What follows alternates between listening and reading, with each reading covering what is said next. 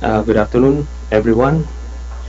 Um, on behalf of the Committee on National Defense and Security, jointly with four other committees, namely Public Order and Dangerous Drugs, Health and Demography, Government Corporation and Public Enterprises, and Finance, this committee hearing is hereby resumed.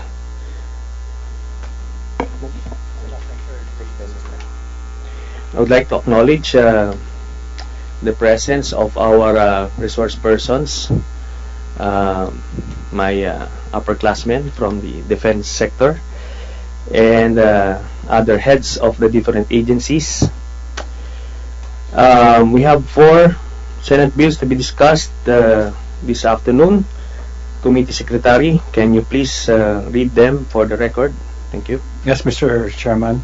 For this afternoon's public hearing of the Committee on National Defense and Security, we have 4 matters up in our agenda today. We have Senate Bill number 830, entitled An Act Establishing Veterans Memorial Medical Center in Luzon, Visayas, and Mindanao, authored by the Chairman, Senator Antonio F. Trillanes IV.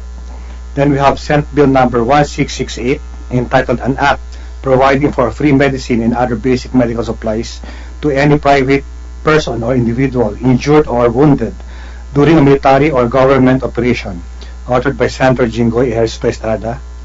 Next, we have Senate Bill number 632, entitled An Act Increasing the Special Group Term Insurance Coverage for the members of the Armed Forces of the Philippines, including the members of the Philippine National Police, amending for the purpose PD 352 as amended by PD 965, and for other purposes, also by the Chairman, Senator Antonio Trillanes IV. And lastly, we have Senate Bill number 498, entitled An Act Providing for Additional Insurance Coverage and Benefits for all members of the AFP who are killed, wounded, or injured in the line of duty, providing funds for the payment of the premiums and for other related purposes, also by the Chairman, Senator Trillanes IV. Thank you very much, Committee Secretary. So we will be tackling Senate Bill number 830 first, and can I get the position of PVAO, Lieutenant General Carolina, sir, please. Yes, good afternoon, Mr. Chairman. I'd like to thank the Chairman for giving attention to this long clamor of our veterans to have more than one veteran hospital, because as it is right now, we have only one veterans hospital, which is located in Quezon City. And as I have informed the Chairman in the last hearing, Taiwan, which is a very small country, has 8 veterans hospitals. So this is really a long overdue matter that has to be given attention. We forwarded to the committee our position, fully supporting. Together, by the way, Mr. Chairman, I have with me the Director of the Veterans Memorial Medical Center, Dr. Director Legaspi and Director Chong. And the only change that we would like to make in the position paper that we submitted is we would like to update the costing, Mr. Chairman. The BMMC staff, after the last estimates, came up with a more realistic planning of a 200-bed, 6-story hospital made by a Korean company to be built here in the Philippines. So, with your permission, Mr. Chairman, we will submit an updated costing how much a 6-story, 200-bed veterans hospital would cost. Very quickly, Mr. Chairman, the 200-bed, 6-story veterans hospital, which this bill seeks to build at least one in the Visayas, one in Mindanao, and one in Northern Luzon, would cost about 2.38 billion. That includes the cost of the building, which is about 600 million, and in the study, Usually the cost of the equipage is twice the cost of the building. That's about 1.2 billion. The personnel is 240 million, and the operating expense is 160 million for a total of 1.8 billion. Then after that, and a contingency cost, because these are 2012 figures of 180 million, for a total of 2.38 billion. And then every year thereafter, the operating cost of maintaining is 400 million. So we will submit that updated figures in writing, Mr. Chairman. So those figures, sir, are for 2 hospitals already? For one hospital, Mr. For one hospital in Visayas, for example? Yeah, yes, Mr. Chairman. So, but for the purposes of this bill, so we'll have to multiply it by 2. Is that so? Yes. Yes, sir. Our understanding is, yes, Mr. Chairman, initially our understanding was that you were, the bill seeks to build 3 hospitals, or Yes. 2. The idea is to come up with a veterans hospital for Luzon, Visayas, and Mindanao. So the cost that you gave is only for one hospital, sir? Yes, Your Honor, Mr. Chairman. Yes, sir. 600 million. Okay, sir. So do you have any proposed amendments to the bill, sir? We will submit in writing, Mr. Chairman. No amendment on the bill, Mr. Chairman. Only an update on the proposed costing of a 200-bed, 6-story hospital. In our study, Mr. Chairman, that is the most viable size of hospital that we can provide our veterans, because as our director of the Veterans Hospital can attest, right now we have already an accredited hospital system, because most of our veterans are in the countryside and we have only one veterans hospital. So we have an accreditation system wherein government hospitals in the region are accredited, and we support each veteran patient and eligible dependent 1,200 pesos a day for 65 days. And we are also seeking to cover them with the PhilHealth insurance, so that more or less we can achieve our advocacy for World War II veterans, at least, that no veteran should pay for his own medicine. However, still we need a veterans hospital in each of the major islands, if only symbolically we can send a strong signal to our citizenry, especially the younger generation, that we are a country that takes care of our defenders. So even in the US and other countries where they have adequate system whereby their soldiers, retired soldiers, and veterans can avail of private hospitals, still they maintain a veteran hospital for veterans to symbolically project that image that the government, has hospitals for their veterans. Thank you, Mr. Chairman. Thank you, sir.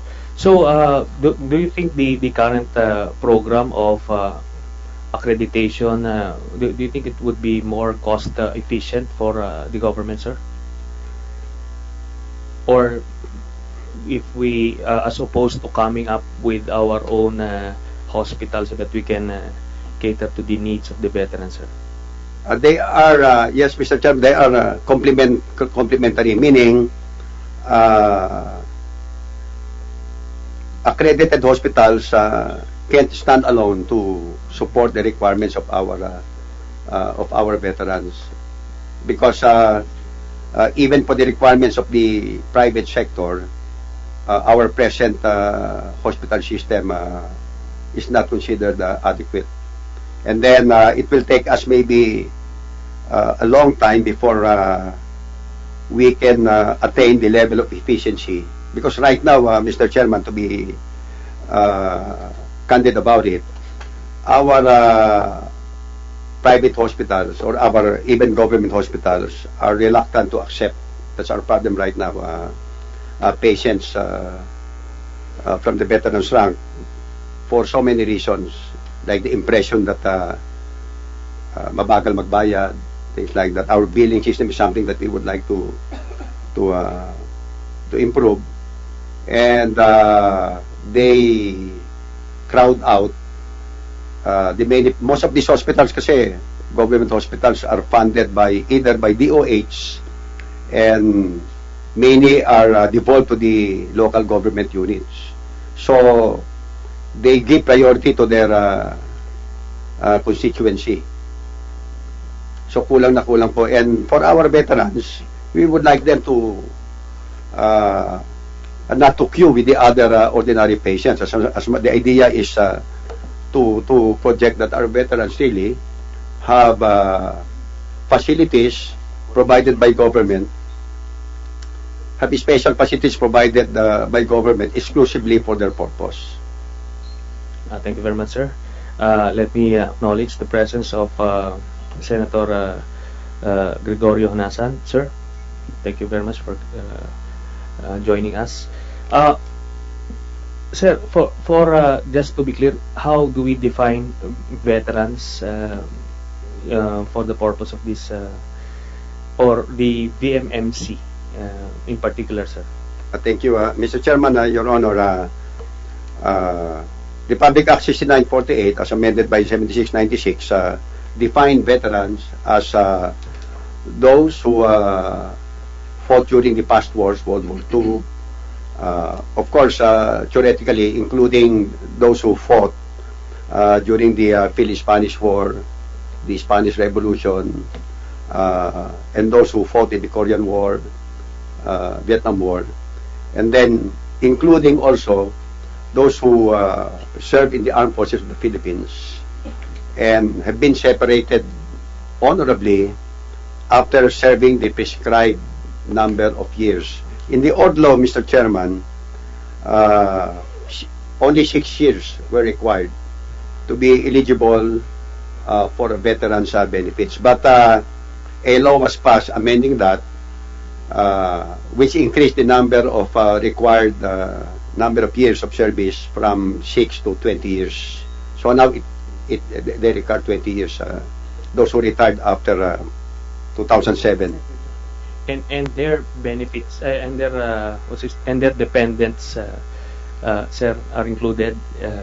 So the government would subsidize the whole, even dependents. They are not charged at all, sir. The authorized dependents, Mr. Chairman, are the spouse, the wife, and children who are 18 and below, minor children.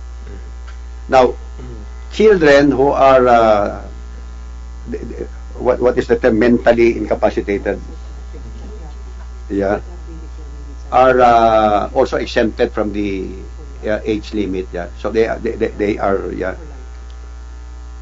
Okay. So thank you very much, sir, for that information. Director Legaspi, I understand, or do you have a separate position on this bill? No, Mr. Chair, we concur with General Sound check 1 2 3. Carolina. Okay. So, how about VMMC? Check 1 2 3. What's the size of the whole hospital, ma'am? The hospital is 22 hectares, Check sir, 1 2 3. and it's sitting in a Test. 55 1 2 hectare 3. range. The golf is 33 Sound hectares. check 1 2 3. But the size of the hospital Check. spans 22 hectares. We have 54 buildings in VMMC, but it's 54? 54 buildings, but it's only 2 floors. 2 floors. That's why it's very expansive. Sound check. So, how many Check beds, ma'am? 1 2 3. We are working on Sound check, 766 1 2 3. bed capacity. Test So, Check. what's the 1 2 status right now in terms 3 of 4 5, What's the 6, term? Occupancy? 7. Our Check. daily census is always Check. 450 1, 2, to 3. 480 per day, Sound check. and our outpatient maximum of 1,000 patients a day. 1,000 patients. Check 1, 2, 3. See, former Sound President check GMA 1, is 2, also 3. She's there in Sound the presidential check 1, suite. 2, 3. Test. Patient Mic and detainee. 1, 2, 3. Eh, kumusta naman? Test. Mabuti Mic naman. Well, 1, 2, 3. we have tied her over the Sound check. critical. Mic and 1, she's 2, doing 3. good. Sound test. Mic That's 1, good. 2, 3. Anyway, Sound check, mic 1, 2, we 3. allocated a transient Test. Mic 1, 2, 2, building 2, for 3. Test. in, Mic GMMC, 1, 2, 3. for the last batch of the PDAF. Can I know the status of that building right now? Sir, yung care also inyo? Yes. That was the multi-purpose hall. Multi-purpose. Yeah, it was okay. So, We gave already the liquidation and so everything. okay naman. ma'am. Yes, sir, okay na. Thank you, sir, by the way, in behalf of the veterans. Thank you, ma'am. Thank you. So, can we ask Attorney Orbis Tondo now? Okay. Good afternoon, Mr. Chair and Your Honors. The Department of Social Welfare and Development has strong reservations regarding Senate Bill number 1668, providing free medicines and other medical supplies to the injured or wounded victims of armed conflict or military or government operations, and tending to their medical needs is appropriately within the jurisdiction and mandate of the Department of Health in coordination with the Philippine check National mic. Red Cross Sound test. and not the DSWD. Hello, Your mic Honor. test. Check We mic. believe 1, that the 2, 3. DSWD should step in only Check after mic. the victims have been duly rescued and medically attended to for purposes of recovery, rehabilitation, and eventual reintegration to society. Okay. So you're Check. opposing a Sound, particular check, mic test. provision in the bill. Testing mic. Yes, 1, sir. 2, 1, 2. So, check but mic. if we're going to amend it to conform with your inputs just now, would you Test be mic. okay with it, Check mic. Attorney? 1, 2, Yes, 3. Your Honor. Okay. Let me acknowledge the presence of Senator Sergio Mena. Sir, thank you very much for being here. So, aside from that, what about the spirit and intention of Senate Bill 830? Are you amenable to that? Check mic. 1, 2, 3. Hello, mic We test. support that bill, Your Honor. Sound check. Hello. So that's Check speaking mic, hello. on behalf of the DSWD.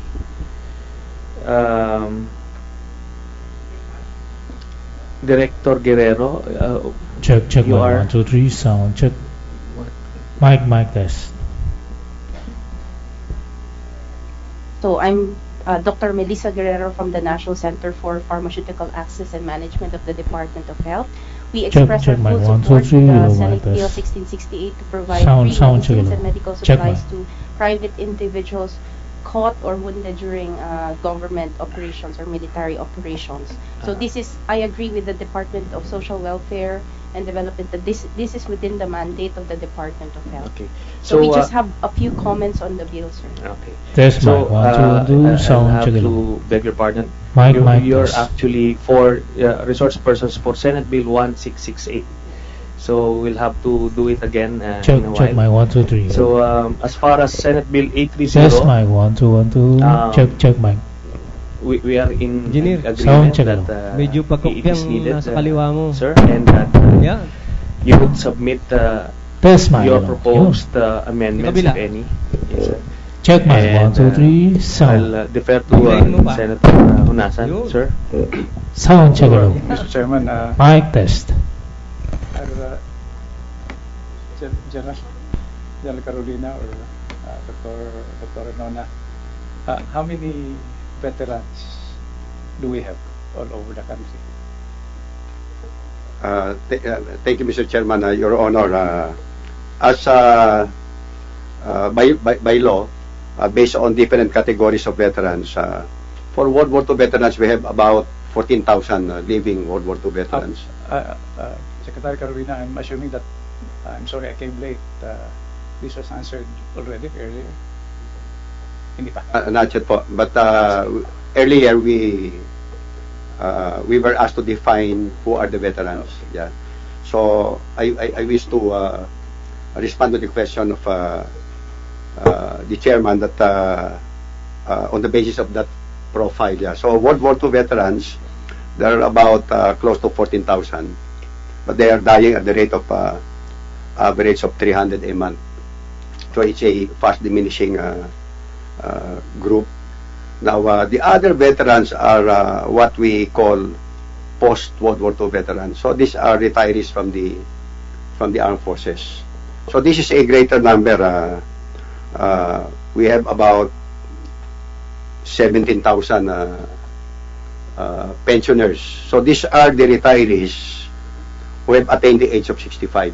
That's why they're. But there are veterans, retirees who are not yet pensioners. And this is the bigger number of veterans who, when they turn 65, become our pensioners. So, but for purposes of the bill, they are already authorized patients when they get sick in the Veterans Memorial Hospital. Mr. Chairman, Secretary Carolina, I wanted to lead to what I think is a more fundamental question. Do we know where these veterans are? Yes, Your Honor, Mr. Chairman, we have a mapping of where our veterans are located. Okay. Do we know how they are? If you say they are dying at 300 a month, this is included in your mapping system, in your so-called database. Yes, Mr. Chairman. Yeah. Okay. We track their condition. And included in that database is the historical record of all these veterans, qualitatively and quantitatively, as far as our records go, so that we have a basis for making a judgment on this policy issue about decentralizing the services of the Veterans Memorial Medical Centers all over the country. Yes, Mr. Chairman. As a basis. Would we have an idea from where you sit? Maybe Dr. Anona can answer this. About the cost of this decentralization, establishing a Veterans Memorial Medical Center in Luzon, Visayas, and Mindanao. Not only the budgetary cost, but maybe the political cost, the bureaucratic cost. What will it take to decentralize this? Right now, Mr. Chairman, well, earlier we submitted the budgetary cost. And as explained earlier, the VMMC came up with so we have a fairly good basis for the estimate of a 200 bed. In our estimate, that is the best manageable size for a symbolic. We call it symbolic because one hospital in the major island of Mindanao is definitely not sufficient. But we would like to, as I have said earlier, in Taiwan, in a very small country, they have 8 veterans hospitals. And in the Philippines, we have only 1 veterans hospital, which is in Quezon City. So at least, I think the most that we can do is at least put 1 hospital per major island, because if we put 1 per region, that is very expensive also, 13 or 14 regions. So the ideal in our estimate, Mr. Chairman, is a 200-bed 60-story hospital.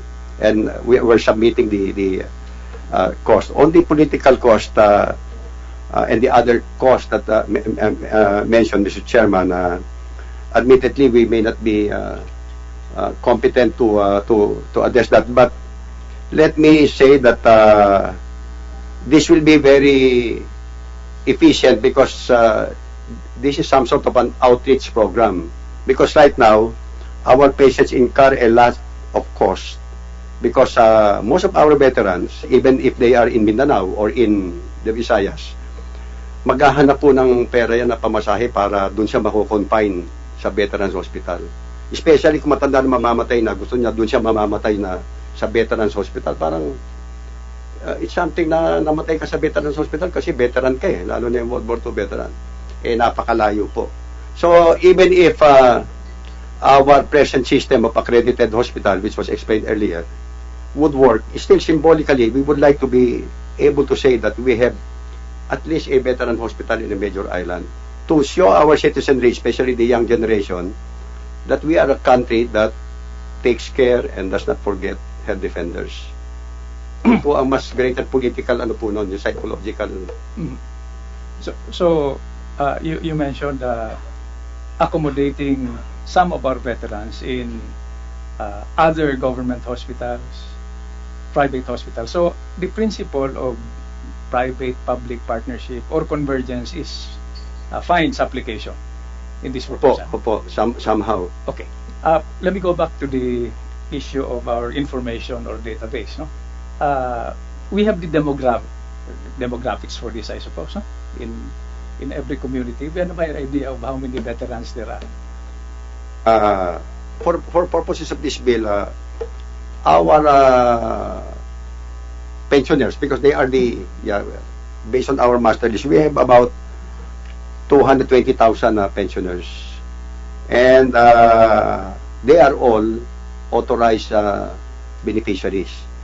Our estimated eligible for veterans hospital services about times 4 or 5, because a regular family usually has 5 dependents.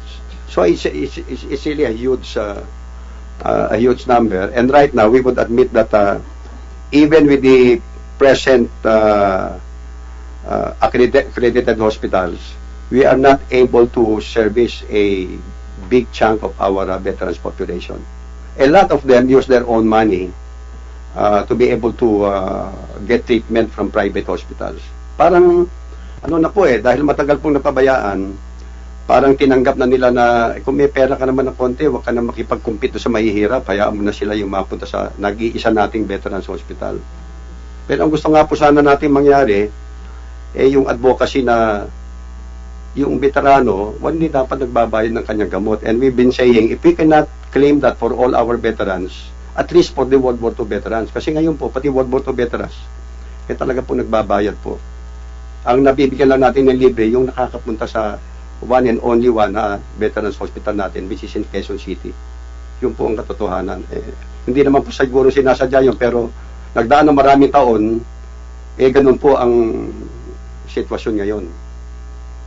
Last question, Mr. Chairman, Secretary. Yes, Dr. Nona. If we would like to add, Mr. Chair, Your Honors, if this could be a reflection of the demographic distribution of where the veterans are, I would like to say that in our reimbursement of the accredited hospitals, the greater majority, something like 80%, is in the hospitals, DOH hospitals in Mindanao. That's a greater reimbursement as compared to Visayas and Luzon. Please forgive this question. Why is that? Well, maybe because the recruitment is more enhanced in Mindanao. Because of this, so when they retire, they're there. That's how we see it. Because the war is there, so that they would like to recruit within the hometown. So they retire there. So after 20 years, maybe even the soldiers. But even in spite of that, when they are critically ill, we also fetch occasionally from the tarmac, from the airport, patients coming from Mindanao who have very critical conditions. They get confined in veterans. So we see the need for that they have to travel so far, and their trip, their flight, their airfare is out of pocket. Thank you, Dr. Anona. Mr. Chairman, my point really is we must give the chairman, when he defends this measure or these measures in plenary, the benefit of comprehensive information. And I'm talking about timely information that will reflect where our veterans are precisely situated in our national order of priorities for a constitutional provision that deals with health for all Filipinos, no? not only for veterans. That's why I just wanted to emphasize the information system that will back up these proposed measures. Thank you so much, Ma'am, Secretary Carolina. Thank you, Mr. Chairman. Thank you very much, sir. I would just like to ask Dr. Legaspi, are you in favor of was this selling the property in veterans? Mr. Chair, Your Honors, no, we are not. We are not in favor of selling it because the soul of the veterans is in veterans, in BMMC. That is where it is the only hospital wherein you see veterans promenading. And part of the recuperation is to have some the environment. We have around 300 trees in veterans, and that could help in the recuperation, especially in patients having COPD. And most of our patients, the 5 morbidity cases in VMMC, all are cardiovascular in nature, and the remaining is pulmonary, because the lifestyle of the soldiers, they are chronic smokers. So they retire having all these changes in them. So we have to attend to these cardiovascular diseases. And then when you have a cardiovascular disease, your lungs also get affected. And part of the recuperation is also breathing fresh air. So we allow them to promenade outside, and veterans is the only last bastion of ecology that you can see in Quezon City. Okay, I understand. It's very therapeutic, no? Yes, I understand, Dr. Legaspi. But let me just ask, should we establish a medical center in Visayas and Mindanao? Where do you think we should place this? Yes, Mr. Chair. Based on the trending of our reimbursement, the greater reimbursement for our accreditation of accredited hospitals is really confined in the Mindanao. A greater portion of that is in Mindanao. So no particular area in Mindanao. Mainly Sir? Cagayan de Oro, as what was Okay. stated by General Carolina. Sir? Mr. Chairman, Your Honor, with your permission, we have a PBDEC Industrial Authority that's owned by that's a public corporation and run by veterans, and it is ideally located in Taguluan because of the development. That's about 30 minutes kasama na yung traffic coming from the center of Cagayan de Oro. And they are donating, allocating out of the 3,000 hectares of the industrial estate. They have allocated, the board has approved 5 hectares as the location of a prospective veterans hospital. When they learned that, because this plan to put up, this measure to put up a veterans hospital in Mindanao and in the Visayas have been talked about even in the last Congress already, Mr. Chairman. So when they heard about it, the veterans were initiated that to donate and allocate the property for the possible location of a veterans hospital in Mindanao. So the implication of that is our veterans, parang their expectation has been kasi may lugar na nga naman, meron ng I understand. they are really anticipating that there will be finally a hospital in and in reference to the earlier question, What was the province, sir? Just to be clear. Misamis Oriental po, Misamis Oriental. very near Cagayan de Oro, which is an ideal center in Mindanao. It's near the camp. What about in Visayas, sir? Visayas, ideally, if we can get a donation from either Cebu or Iloilo. Okay. So we don't have yet A definite place. yes, Mr. Chairman.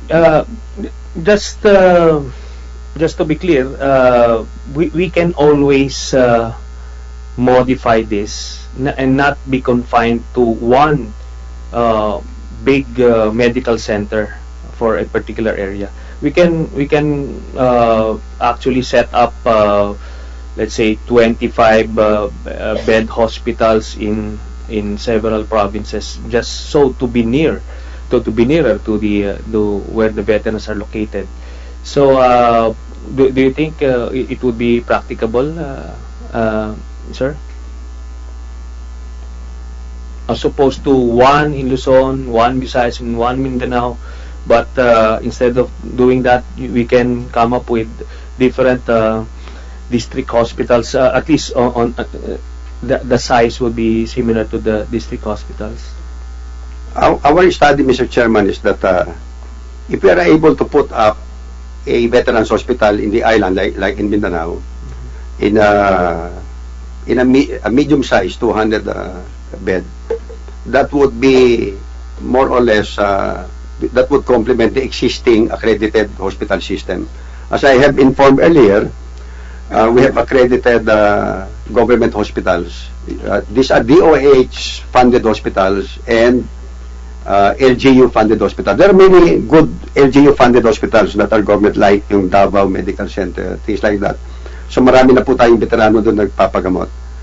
But we need to be able to say that in Mindanao, we have a veterans hospital. Para yung mga yung veterano natin po, pagka yung matanda na talaga at mamamatay na, gusto niya doon na siya talaga sa veterans hospital. So kung meron sa Mindanao, yung taga Mindanao, may mapupuntahan silang veterans hospital.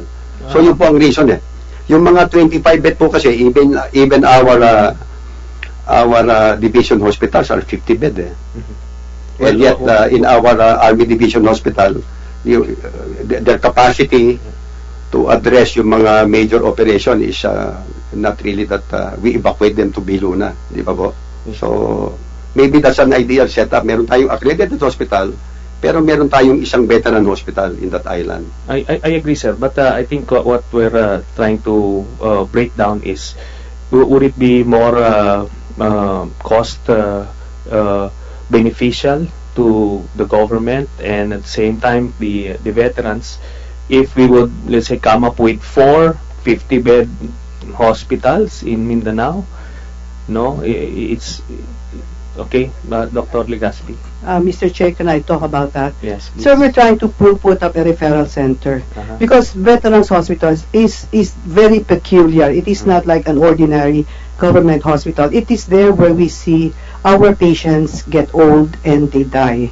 And it's got to be a referral center, because if we're going to put up the concept of just primary or secondary hospitals, we are not addressing the need of these patients to go to VMMC to get a serious treatment of seriously ill, where all the machines are there. We are able to make our patients grow old up to 99, 100, and still functional at that age. Okay. But if you're going to put up small, it is like also duplicating other DOH hospitals that there is no referral center. It is not going to preclude bringing again to VMMC and then having the airfare come out of pocket. Okay. They will spend again. I understand, Dr. Legaspi. I just needed to raise that issue. And if since you are the experts and that's what you recommend, at least we know how to defend it in case a similar question will be brought out during the plenary. And so we'll just have to settle with at least one veterans hospital in the Visayas. But I think that's where the data that Senator Honasan was asking for would come into play. We can, if we could somehow have some sort of a survey of the veterans, if such a hospital would be set up in Cebu, for example, would the veterans from Tacloban go to Cebu, or would they rather go to Manila? So that somehow we would know who would be the primary patients to be catered for by this hospital. Yes, sir. Yes, Mr. Chairman. We believe that for those who are in the Visayas, if there is a veterans hospital in Cebu, a lot of them would really go to Cebu instead of going to Quezon City in Manila. We've been in the we've been assigned in the Visayas, and really Cebu is accessible from anywhere, especially now, Mr. Chairman. Okay. Mr. Chairman. Senator Honasan, please. Dr. Nona, no? I was just thinking when you were explaining, so talagang iba pala yung Veterans Hospital. It's related not so much to the technical or medical aspect of curing an ailment, but it's the quality of life people they are taken by the Lord.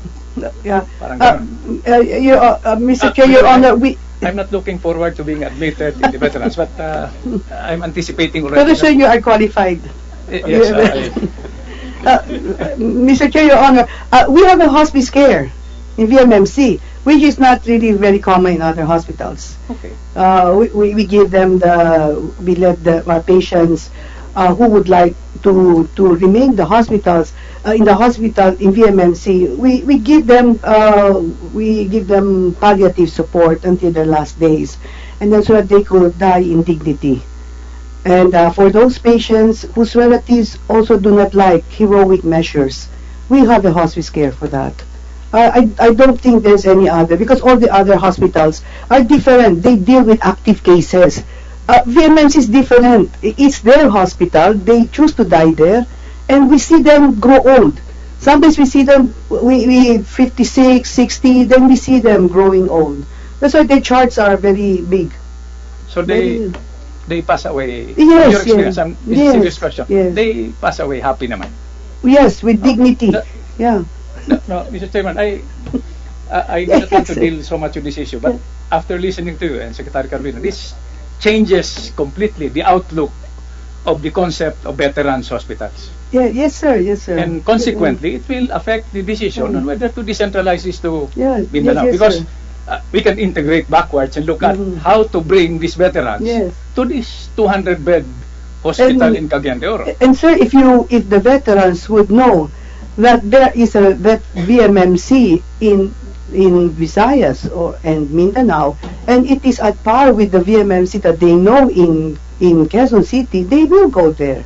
They will choose. They will Yes, choose to Doctor, go there because it's near. I emphasize that because I don't want to dramatize anything, but I have had the sad experience of being picked up as a casualty from Villamor to Biluna. And they picked us up with a 3-4-ton truck.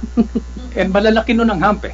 I think it caused me more injury than the bullet wounds that I started out with. So I'm just looking at that from the policy viewpoint. Sir, the veterans can really attest to that if they need to go home, if they're discharged, we bring them home. If they need to be picked up, Batangas, anywhere, we pick them up with our ambulance. And then we care for them. Thank you so much, ma'am, for the education. Thank you, Mr. Chairman. Thank you very much, Senator Nasan. Again, if the only source of funding for these two veterans hospitals would be to part with the golf course of veterans in Quezon City, would you still stand in the way, Madam? Mr. Chair, the golf course is really sitting on a 33-hectare range. It would be a good source of income. If that would be the source of it. But the hospital, the buildings there, it is sitting on a 22-hectare range. And that is where we would like, because that is the place. Our patients don't promenade in the golf, no? Because they might get hit by the golf ball, but they promenade around that hospital, which is a good place for going around, and sometimes even their patients, they picnic in that area. I understand, ma'am. I just needed to raise that again in case we would encounter some problems regarding fund sourcing. So at least we would have that option. Yes. That in exchange for this piece of property, they get to develop two hospitals. So thank you, Dr. Legaspi.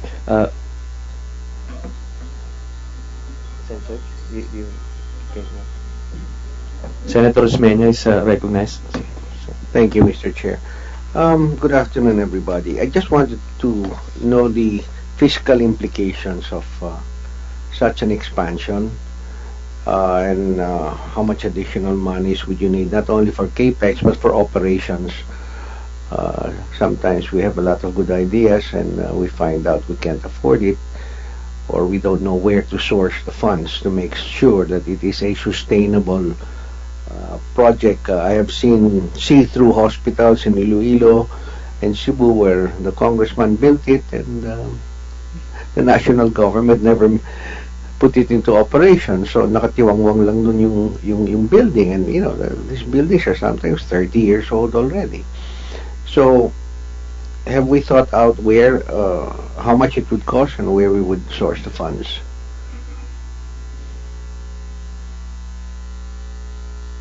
Yes, Mr. Chairman, we're submitting an estimate for a 200-bed, 6-story hospital. Our estimate, Mr. Chairman, is it would cost something like 600 million for the building, so that's one time, and then 1.2 billion for the equipment, 240 million for the personnel, and 160 million for the operating expenses. That's about 1.8 billion, Your Honor, for a 200-bed, 6-story hospital. Now, thereafter, every year, the operating cost would be 400 million. 400, yes, Mr. Chairman, Your Honor. So that seems to differ a little bit from what you submitted to the committee, which is a total initial establishment cost for one bed hospital with a 200-bed capacity of 1.3 billion. That's each, and 233 million annual. Is that each or? Yes, Mr. Chairman, as explained earlier to the chairman, we are submitting an updated list, an updated costing after we solicited a project study from a Korean firm, which we have now, for the actual cost of a 200-bed 6-story hospital to be constructed in the Philippines. So we have amended those were the costs that we submitted in June, Mr. Chairman. The VMH, I call it VMH, the veteran VMMC presently occupies 22 hectares in Quezon City. In whose name is that title? Is that national government? It's not yet titled, Mr. Chairman. The whole... It's not yet titled. Yes, Mr. Chairman, but proclaim in the name of the BMMC. It's covered by a public law, U.S. and Philippine public law signed between signed between then Congressman Magsaysay and Rogers, and then covered by a presidential proclamation by former President Marcos, and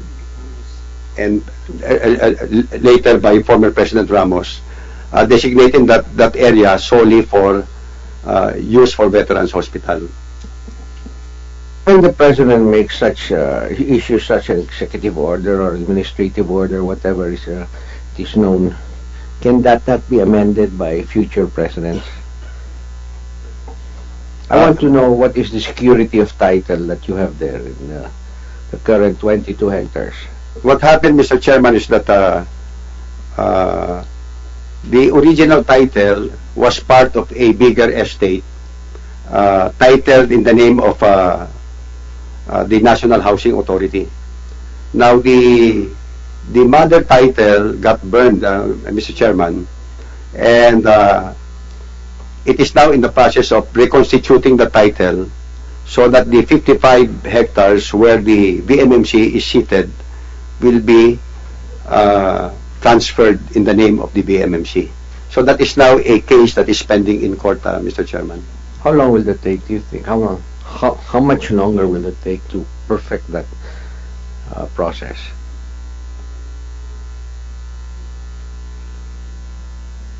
Well, we are not sure, Mr. Chairman. It started in 1999, but all the stakeholders in a Senate hearing confirmed that, for example, the mayor, Quezon City, the NSA, etc., everybody agrees that that property belongs to the BMMC. So it is only a matter of reconstituting the title, because the Quezon City registry was burned some years back, kasama pong nasunog yung title na yon. And it became a complicated matter of reconstituting, kasi dalawang title pala yon, and then segregating the portion where the BMMC sits, and then transferring the title from NSA to the BMMC. The NHA part, is that adjacent still to the existing BMMC property? Magkatabi ba yun? Are they contiguous? We're not sure, but the whole estate is called Biliman Estate, no? But 1,700 hectares. yeah, but titled originally in the name of the NHA. Yeah. Or which was at the time PHH. No, but surely you have seen location maps. Opo, yeah, it is surrounded by the surrounding property is titled in the name of the PHHC, which is now NHA. Okay. Now, see, there have been, and I recall, there have been proposals to get part of the VMMC and have it developed by private developers, or at least there have been offers from private developers. You obviously have a very valuable piece of property there. Has there been any progress along those lines? Yes, Mr. Chairman, Your Honor. The TriDev committee that was created by executive order during the past administration was carried over and now chaired by the Vice President and co-chaired by the Mayor of Quezon City. So they now have a development plan for what they call the Quezon City Business District, and they invited the BMMC to participate in the development because incidentally, the BMMC 55 hectares is adjacent to the triangle.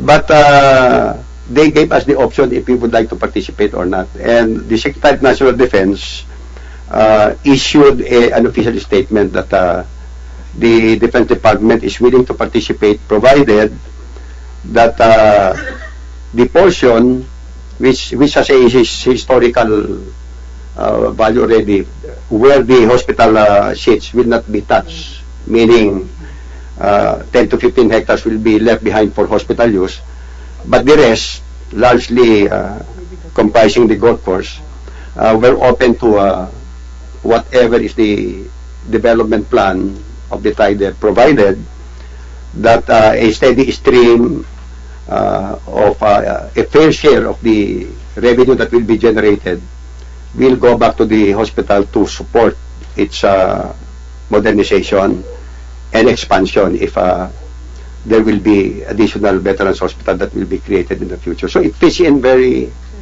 with what the chairman was saying earlier. Ito po yung status ng titling po.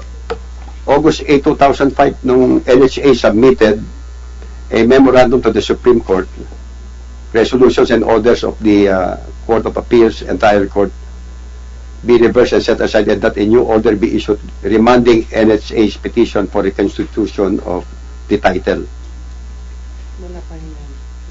Opo. So far naman po, kausap namin yung NHA, they have no objection to.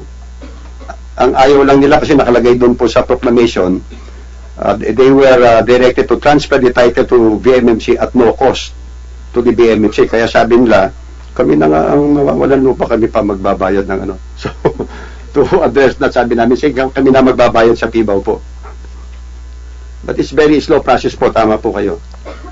what is the relationship between, say, the BMMC and the Department of Health? None, Your Honor. So you're existing independently of the Department of Health? So we're under DMD. But then the practice of medicine is governed by rules of DOH, like licensing, accreditation. We all get that from them. Operational needs and everything. We follow them. You say you need about 15 hectares to be retained, so therefore of the 22 hectares, 7 is disposable. If indeed there's a meeting of the minds between, say, your department and the National Housing Authority. The TIDEB committee, yes, Your Honor, Mr. Chairman. Yeah, I mean, just rough numbers. You can easily sell that land at about 50,000 a square meter. You sell 7 hectares, that's 3.5 billion. That would give you enough, more than enough to open up Visayas and Mindanao without cost of land. No? You'll have to look for donors in the Visayas and Mindanao, but 7 hectares is about 3.5 billion pesos in an all-cash deal. Have you discussed numbers with the National Housing? Not yet, Mr. Chairman, Your Honor. Now, the VMH, it takes private patients also, aside from veterans only? Yes, sir. Yes, sir. All right. Around 15%, 10 to 15%. That is to assure sustainability of yes. Because we can use our income, sir. I agree. And you don't subsidize the private patient. In other words, No, you charge him we full charge them. full cost. Do you charge Gloria Macapagal-Arroyo? She pays for her medical needs. All right. I was also an involuntary intern at VMH for 6 months. Sir, what department? No, it was after my hunger strike. I was in detention. And I stayed there from December 74 to June 75. Yeah. And when my detention cell buddy went on a hunger strike, they brought me back to Bonifacio and they brought him to VMH. That was Ninoy Aquino.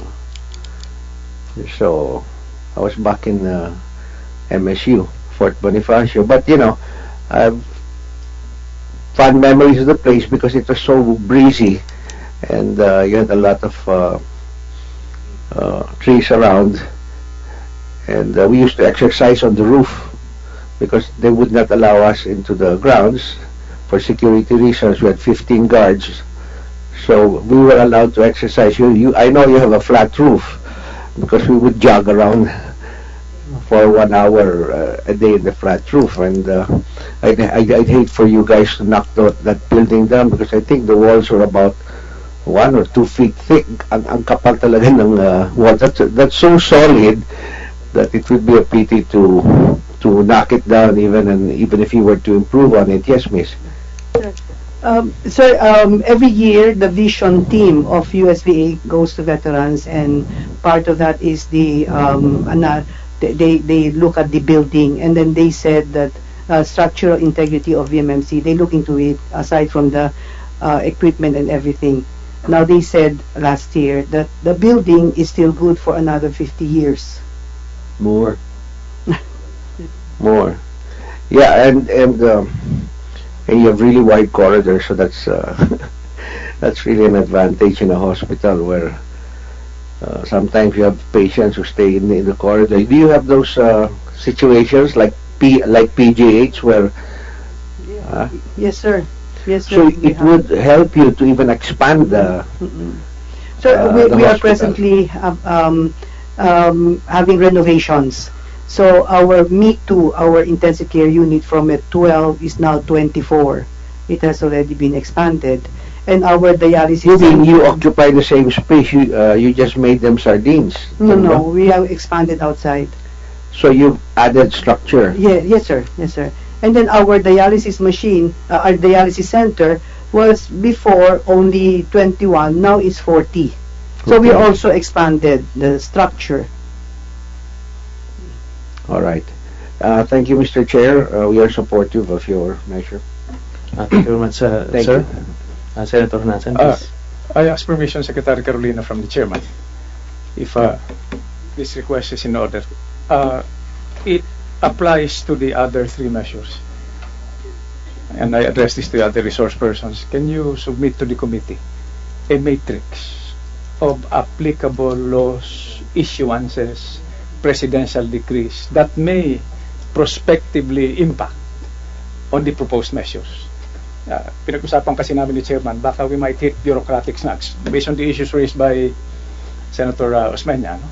The relationship between NHA, possible donors for land areas, the relationship between the Veterans Memorial Center and the DOH, para we can heads up on this, if that's in order. Yes, Thank you, Mr. Chairman, Your Honor. We'll do that, Mr. Chairman, Your Honor. Salamat po. Thank you very much, Senator Nasan. With that, we will just be asking the resource persons from the PVAO and the PMMC for a technical working group meeting to further refine the bill. And until then, thank you very much. You are hereby excused. Now, we move over to Senate Bill numbers 632 and 498 in relation to the special group term insurance coverage for the members of the Armed Forces and Philippine National Police. So can I ask, we'll be very quick in going through the different positions. General Diapana, sir, can I get your position on the matter as regards Senate Bills 632 and 498?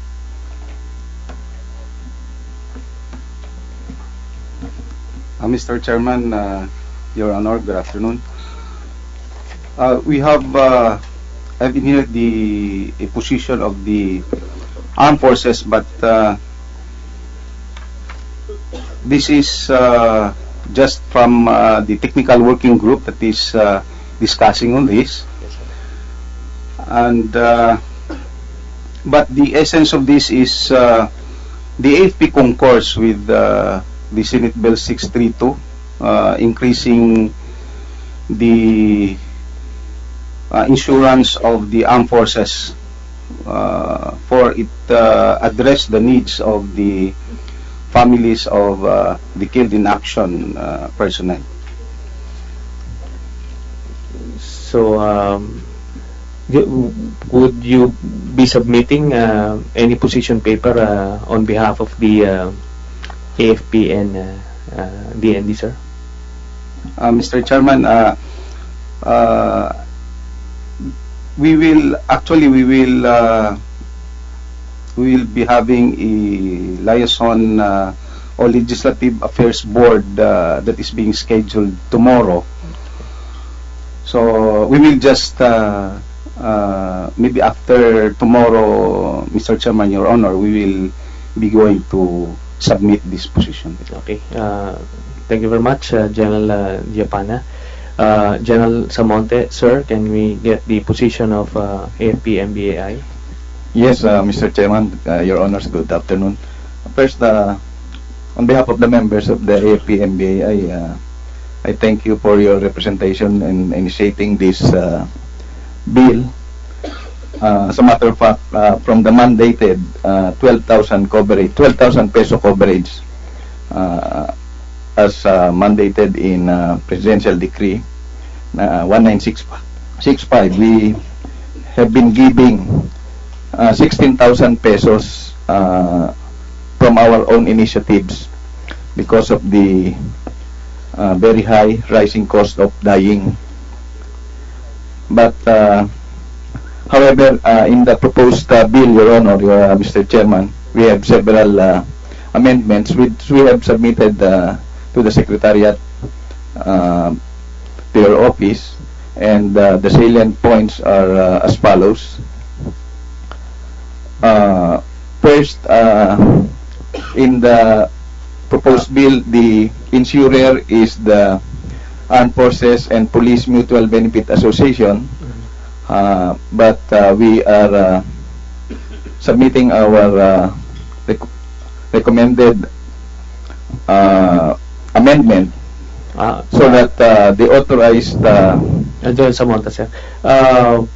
We will have to abbreviate the proceedings because Yes, Mr. Chairman. yeah, okay. So we'll just get your position paper. Yes, just Mr. Chairman. we will just want you to state for the record if you are supportive or not in relation to. Yes, we are supportive, Mr. Chairman, at with some amendments as we have submitted. Okay, thank you very much, General. Thank you, Samonte, Mr. sir. Chair. General Morente, sir. Yes, sir. Your Honor, Mr. Chair. On the part of the PNP, we were just in receipt of the proposed bill, and it has not yet been discussed by a technical working group. So we will submit the stand of the PNP after it has been discussed by an appropriate technical working group in the PNP.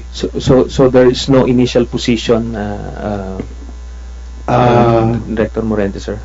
I believe, sir, the PNP would subscribe to the proposed bill, it being for the benefit of the PNP personnel. Okay, thank you very much, sir. I understand you share the same position. So from the GSIS, we will get the position, please. Yes, good afternoon, Mr. Chairman. For the Senate Bill 632, the proposal to make AFPNB AI as the sole insurer does not actually affect the GSIS insurance business. So we concur to the SB 632. Nevertheless, the choice of AFPNB AI as the sole insurer should be well justified to withstand any possible objections from the private insurance companies, which may question the reasonableness of such exclusivity. Moreover, there is a possibility that such exclusivity may cause prejudice to PNP and AFP members whose insurance protection will be tied up to the named insured. So that is the only comment of the GSIS insofar as the Senate Bill 632 is concerned. Okay. What about Senate Bill 498?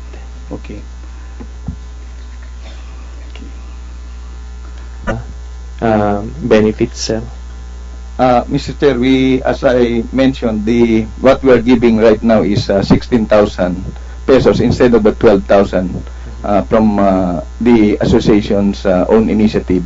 But this is now not only the AFP MBAI, Armed Forces and Police MBAI, because we now have the public safety of the Philippine National Police, Mutual Benefit Fund also working in the same manner, and also the BJMP. So we are now having the other uniform services, including the Coast Guard and the Bureau of Fire, Mr. Chair. Okay. Thank you very much, sir. Are there any comments, sir? So with that, we'll be inviting again the different resource persons for the technical working group meetings for Senate Bill 632 and 498, and by then we hope you'll be ready with your respective position papers and proposed amendments, so that we can further refine the bill to suit all the needs of the different stakeholders, sir. So with that, your excuse, sir. Finally, we move to Senate Bill 1668. Can Attorney Urbistondo, can you just restate for the record what you said earlier? Can you start with your position first? Yes, good afternoon, Your Honors. For the Department of Social Welfare and Development, we respectfully state as follows. We have strong reservations regarding Senate Bill number 1668, providing free medicines and other medical supplies to the injured or wounded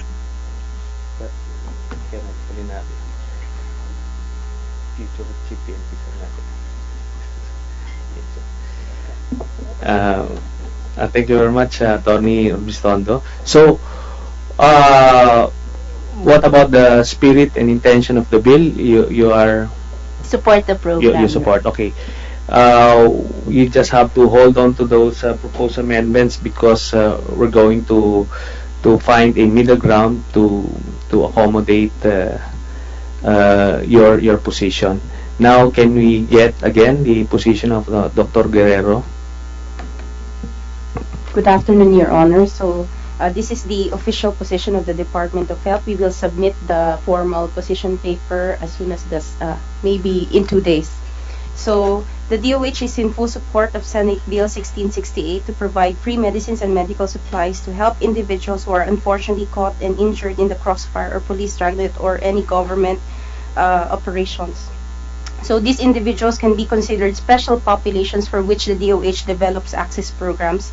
We just have several amendments on some provisions of the proposed bill.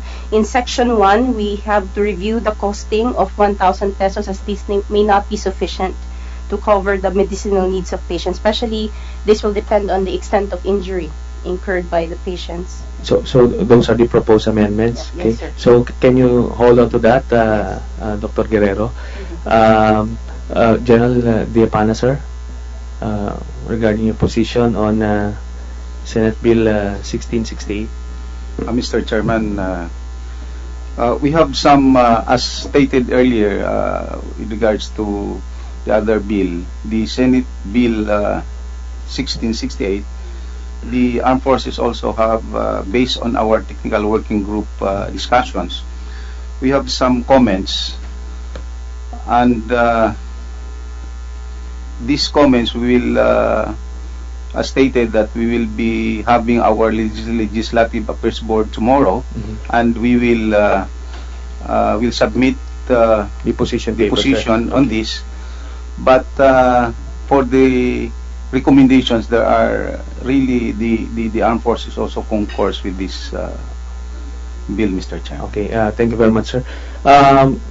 We will not, just to be clear, we will not be pushing for any bill that will compromise a specific sector or agency of government. So there should be a consensus, and we hope to achieve that during the technical working group meeting. Your proposed amendments will definitely be accommodated, and we will value all other insights that you may have in that technical working group meeting. So we'll just be inviting you for that. So, sir, anything? Mr. Chairman, I just want to go back to Attorney Bistondo or Dr. Guerrero. No? General Japana, in relation, do you talk to each other? No. No.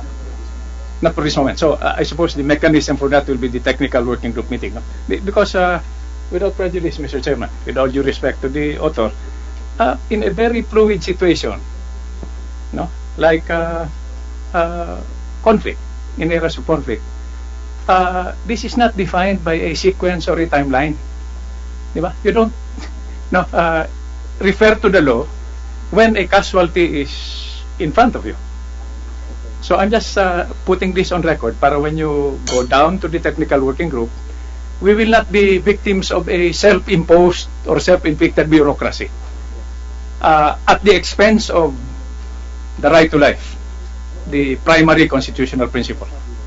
Okay, so I just put that on the table para pag nag-usap-usap na kayo, then our chairman will be the beneficiary of more comprehensive information. Not only quantitative but qualitative, based on our historical experience in conflict areas. Thank you, Mr. Chairman. Thank you. So with that, this committee hearing is hereby adjourned. Thank you.